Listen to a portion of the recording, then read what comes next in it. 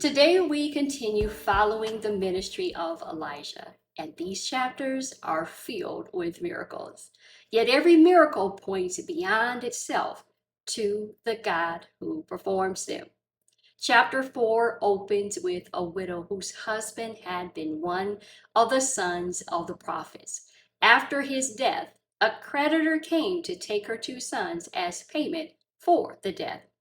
Elijah asked her, "What do you have in your house?" She replied, "Nothing except a small jar of oil."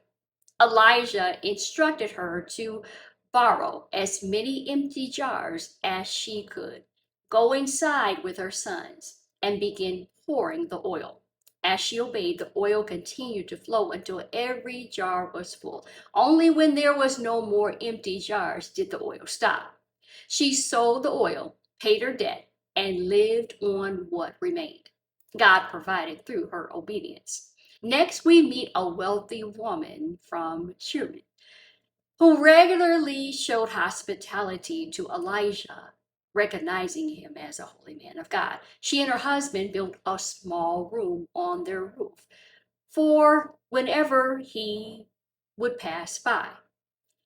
Wanting to bless her kindness, Elijah learned that she had no sons and that her husband was elderly. Through God's power, he promised that she would hold a son the following year. And exactly as the Lord said, she gave birth.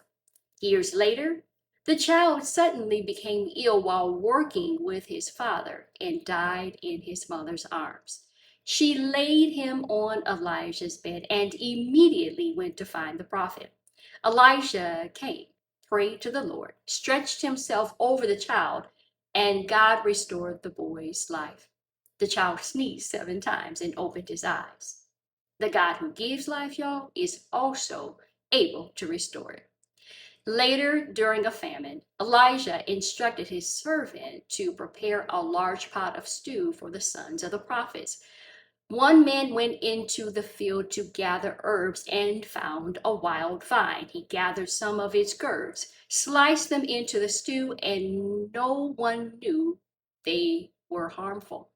As the men began to eat, they cried out, "Man of God, there is death in the pot." They could not eat. Elijah said, "Bring some flour." He threw it into the pot, and by the Lord's power, there was nothing harmful in it. Soon afterward, a man brought barley loaves and fresh grain. Though it seemed far too little, Elijah instructed that it would be given to the people. Everyone ate, and some was left over, just as the Lord had spoken. Chapter 5 introduces Naaman, commander of the army of Aram. He was a mighty military leader, but he had leprosy. A young Israelite servant girl told Naaman's wife about the prophet in Samaria who could heal him. Naaman traveled to Israel expecting an impressive display, but Elijah simply instructed him to wash 7 times in the Jordan River. Naaman became angry because he expected something greater, but his servants encouraged him to obey. He humbled himself, dipped 7 times in the Jordan River, and his flesh became completely clean. Naaman confessed that there was no God in all the earth except the God of Israel. The story then shifts to Gehazi. Unable to resist Naaman's wealth, Gehazi secretly pursued him, lied in Elijah's name, and accepted silver and clothing. When he returned, Elijah confronted him. Because of his greed and deception, Naaman's leprosy came upon Gehazi and his descendants. God's gifts, y'all, are never to be used for personal gain. Now, chapter 6 begins as the sons of the prophets outgrow their meeting place. While cutting trees near the Jordan, one man borrowed iron axe head, and it fell into the water. Elijah threw a stick into the water, and by God's power, the iron floated. Even in what seems like a small problem, God cared. Next, the king of Aram repeatedly found his military plans exposed because God revealed them to Elijah. The king surrounded Dothan with horses and chariots to capture him. When Elijah's servant saw the army, he was terrified. Elijah replied, "Don't be afraid. Those who are with us outnumber those who are with them."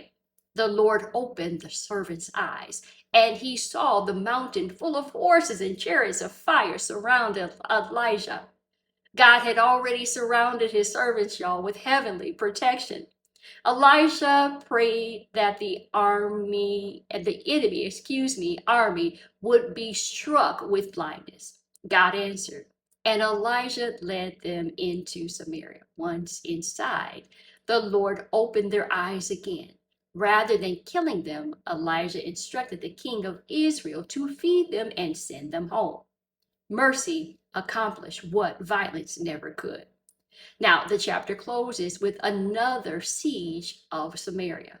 The famine became so severe that the people reached unimaginable desperation. The king blamed Elijah and sought to have him executed, y'all.